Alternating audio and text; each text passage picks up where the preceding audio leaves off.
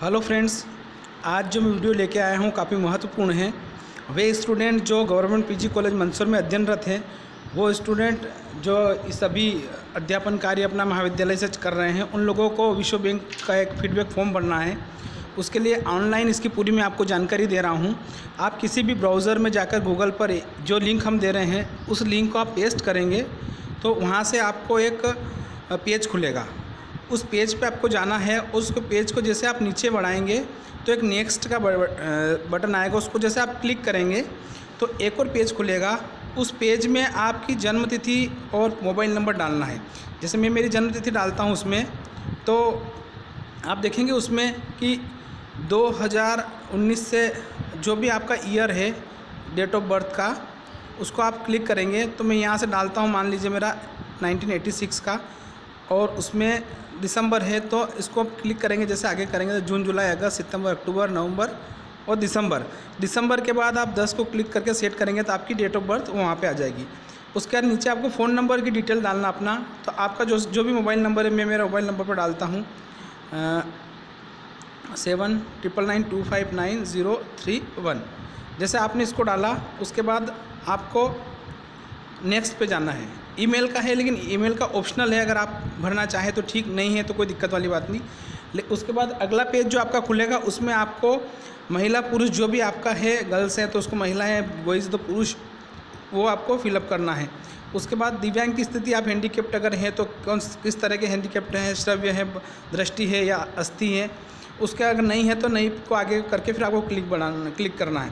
उसके बाद अल्पसंख्यक माइनॉरिटी में अगर आप आते हैं तो यस करिए, अदरवाइज आप नो करिए।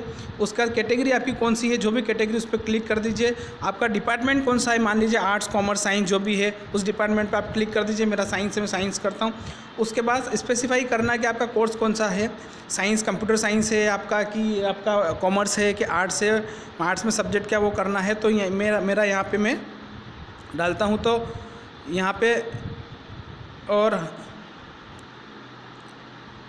मेरा फिजिक्स का है तो मैं फिजिक्स से उसके अंदर और फिलअप करता हूँ। उसके बाद आगे बढ़ते हैं अपन, नेक्स्ट दबाएंगे जैसे, तो अगला पेज ओपन होगा।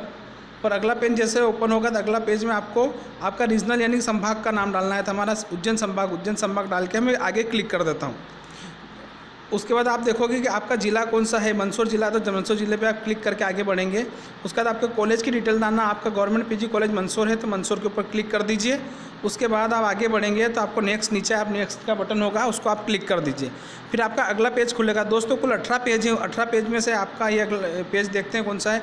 उसके बाद कुछ चीज़ें यहाँ पे दी हुई, निम्नलिखित बिंदुओं के आधार पर अपने संतुष्टि का स्तर को अभिव्यक्त करना, मतलब आपको बताना है कि आपसे संतुष्ट है, पूर्ण संतुष्ट हैं, आंशिक संतुष्ट है, असंतुष्ट है, पूर्णतः असंतुष्ट है, या कोई चीज़ जो उस पर लागू नहीं है, सारी चीज़ आपको बताना है। तो कक्षावार जो भी आपको एक एक ध्यान से पढ़ना है, और अपना जो भी उसमें अभिमत है, उस अभिमत को आप उसमें अभिव्यक्त करना है। तो कक्षा के आकार से आप संतुष्ट है तो उस पर क्लिक करिए। कक्षा में पर्याप्त हवा प्रकाश की है तो उसको आप क्लिक कर दीजिए। अगर आपके दूसरी अगर अभिमत है तो आप उसको दूसरा भी कर सकते हैं। कक्षा में पर्याप्त शिक्षण सामग्री की उपलब्धता है तो उसको आप, मैं संतुष्ट पे कर रहा हूँ, आप आपकी इच्छा है उस पर कर सकते हैं। पेयजल उपलब्धता हो तो उस पर क्लिक करना है। छात्रा के लिए प्रसाधन की उपलब्धता वो है, छात्राओं के लिए वो भी है। सैनिटरी पैड वॉशिंग उपलब्धता, इसमें आंशिक संतुष्ट हैं। सैनिटरी पैड डिस्पोजल उसमें नहीं है। कक्षा में सफाई संतुष्ट है। पुस्तकालय की डिटेल आप इसमें भरेंगे तो आप इसमें क्लिक कर सकते हैं। उसका स्मार्ट लाइब्रेरी, इसके बारे में आप जो भी आपका अभिमत हो उसको पढ़ के आप कर सकते हैं। मैं आपको एक एग्जांपल के तौर पर बता रहा हूँ, आप सोच समझ के और अपना जो भी अभिमत है उस पर आप डाल सकते हो। पुस्तकालय में पठन कक्ष, कंप्यूटर सामग्री, उसमें भी मैं संतुष्ट हूँ। पुस्तकालय खुलने बंद होने के घंटे से, वो भी संतुष्ट हैं। परिसर की वाईफाई सुविधा, अपने यहाँ वाईफाई सुविधा जियो की है। उसके बाद प्रयोगशाला एवं प्रायोगिक कार्य की उपलब्धता वो भी है। छात्राओं के लिए कॉमन रूम वो भी है। महाविद्यालय में कैंटीन की सुविधा नहीं है। हॉस्टल की उपलब्धता है, चिकित्सा उसमें नहीं है। ऐसे करके अब आगे बढ़ेंगे तो आपका 12वां पेज कंप्लीट हो चुका है। अपन 13वें पेज की ओर आगे बढ़ेंगे। उसके बाद आपका अगला जो पेज खुलेगा वो है सभी विषय के शिक्षकों की उपलब्धता आंशिक रूप से है, या आप संतुष्ट भी कर सकते हैं। उसके बाद महाविद्यालय में शिक्षकों की उपस्थिति संतुष्ट हैं आप उससे। शिक्षकों की अपने विषय में अध्यापन क्षमता उससे भी संतुष्ट हैं। विद्यार्थियों के प्रश्न उत्तर देने की पर्याप्त समय वो भी संतुष्ट हैं। अध्यापन कार्य के अंतःक्रियात्मक आंशिक संतुष्ट है। जो आपको अच्छा लगे वो उस पर आप कर सकते हैं।